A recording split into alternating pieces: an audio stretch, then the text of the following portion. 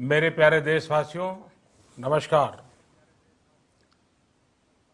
Corona के खिलाफ लड़ाई में जनता कर्फ्यू से लेकर आज तक हम सभी भारतवासियों ने बहुत लंबा सफर तय किया है।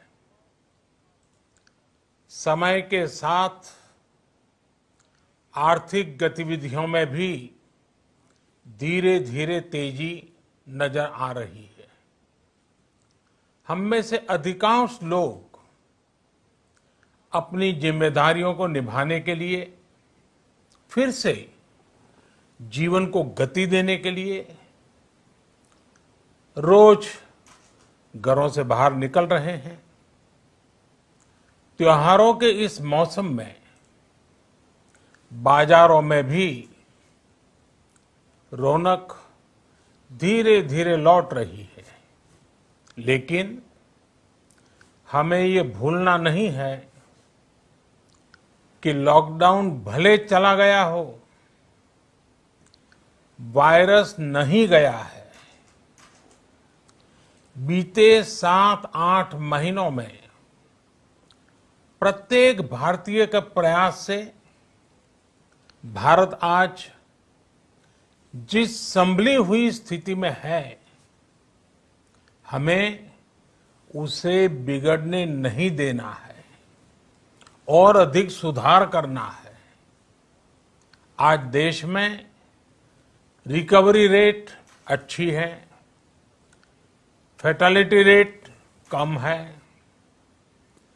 भारत में जहां प्रति 10 लाख जनसंख्या पर करीब 5,500 लोगों को कोरोना हुआ है, वहीं अमेरिका और ब्राजील जैसे देशों में ये आंकड़ा 25,000 के करीब है।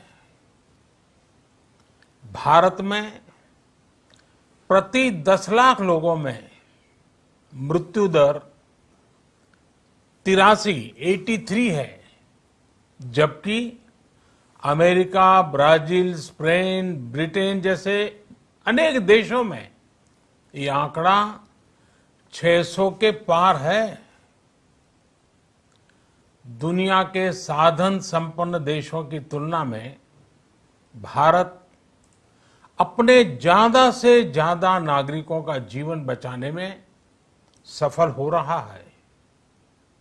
आज हमारे देश में कोरोना मरीजों के लिए 90 लाख से ज्यादा बेड्स की सुविधा उपलब्ध है। 12,000 क्वारंटाइन सेंटर्स है। कोरोना टेस्टिंग की करीब 2,000 लैब्स काम कर रही है। देश में टेस्ट की संख्या जल्द ही 10 करोड़ के आंकड़े को पार कर जाएगी। कोविड महामारी के खिलाफ लड़ाई में टेस्ट की बढ़ती संख्या हमारी एक बड़ी ताकत रही है। सेवा परमो धर्म के मंत्र पर चलते हुए हमारे डॉक्टर, हमारे नर्सिस, हमारे हेल्थ वर्कर्स, हमारे सुरक्षाकर्मी और भी सेवा के भाव से काम करने वाले लोग इतनी बड़ी आबादी की निस्वार्थ सेवा कर रहे हैं। इन सभी प्रयासों के बीच ये समय लापरवाह होने का नहीं है। ये समय ये मान लेने का नहीं है कि कोरोना चला गया या फिर अब कोरोना से कोई खतरा नहीं है। हाल के दिनों में हम सब ने बहुत सी तस्वीरें, वीडियो देखे हैं जिनमें साफ दिखता है कि कई लोगों ने अब सावधानी बरतना या तो बंद कर दिया है या बहुत ढिलाई ले आए हैं। ये बिल्कुल ठीक नहीं है। अगर आप लापरवाही बरत रहे हैं, बिना मास्क के बाहर निकल रहे हैं, तो आप अपने आप को, अपने परिवार को, अपने परिवार के बच्चों को, बुजुर्गों को उतने ही बड़े संकट में डाल रहे हैं। आप ध्यान रखिए, आज अमेरिका हो या फिर यूरोप के दूसरे देश, इन देशों में कोरोना के मामले कम हो रहे थे, लेकिन अचानक से फिर से बढ़ने लगे हैं और चिंताजनक वृद्धि हो रही है। साथियों, संत कबीरदास जी ने कहा है, पक्की खेती देखी के, पक्की खेती देखी के गर्व किया किसान, अजहू जोला बहुत है, अजहू जोला बहुत है, घर आवे तब जान। अर्थात कई बार हम पक्की हुई फसल देखकर ही अति आत्मविश्वास से भर जाते हैं कि अब तो काम हो गया, लेकिन जब तक फसल घर न आ जाए तब तक काम पूरा नहीं मानना चाहिए। यही कबीरदास जी कह के गए हैं। यानी जब तक सफलता पूरी न मिल जाए, लापरवाही नहीं करनी चाहिए। साथियों, जब तक इस महामारी की वैक्सीन नहीं आ जाती, हमें कोरोना से अपनी लड़ाई को रत्ती भर भी कमजोर नहीं पड़ने देना है। बरसों बाद हम ऐसा होता देख रहे हैं कि मानवता को बचाने के लिए युद्ध स्तर पर पूरी दुनिया में काम हो रहा है। अनेक देश इसके लिए काम कर रहे हैं। हमारे देश के वैज्ञानिक भी वैक्सीन के लिए जी जान से जुटे हैं। भारत में अभी कोरोना की कई वैक्सीन पर काम चल रहा है। इनमें कुछ एडवांस स्टेज पर है, आशास्पद स्थिति दिखती है। साथियों, कोरोना की वैक्सीन जब भी आएगी, वो जल्द से जल्द प्रत्येक भारतीय तक कैसे पहुंचे, इसके लिए भी सरकार की तैयारी जारी है।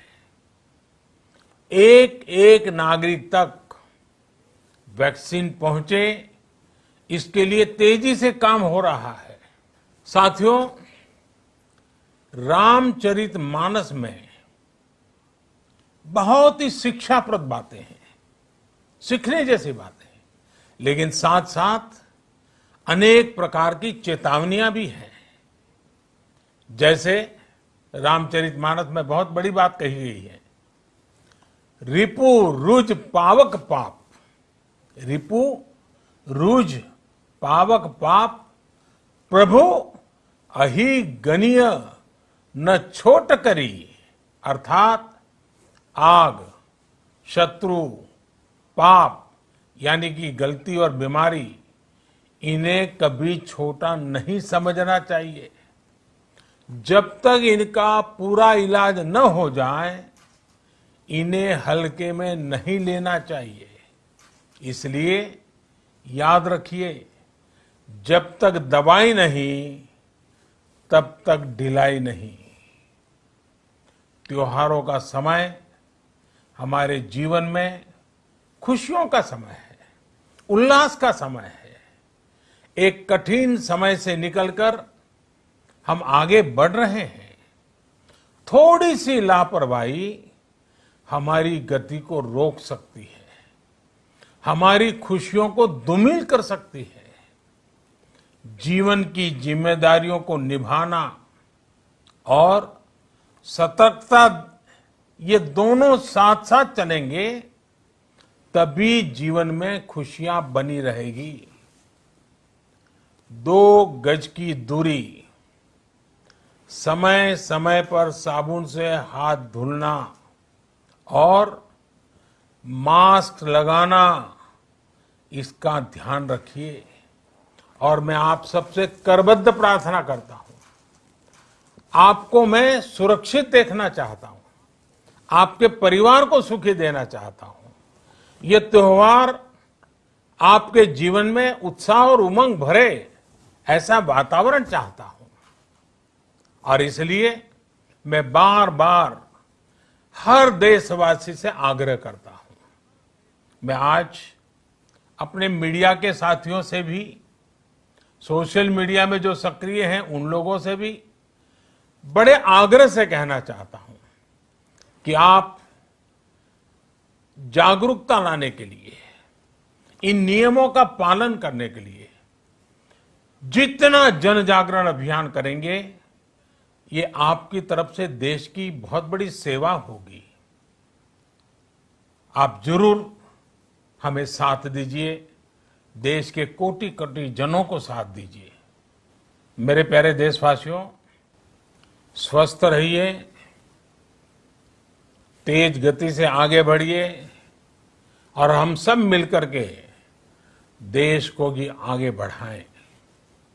इन्हीं शुभकामनाओं के साथ नवरात्र, दशहरा, ईद, दीपावली, छठ पूजा, गुरु नानक जयंती समेत सभी त्योहारों की सभी देशवासियों को एक बार फिर से बहुत बहुत बधाई देता हूं। धन्यवाद।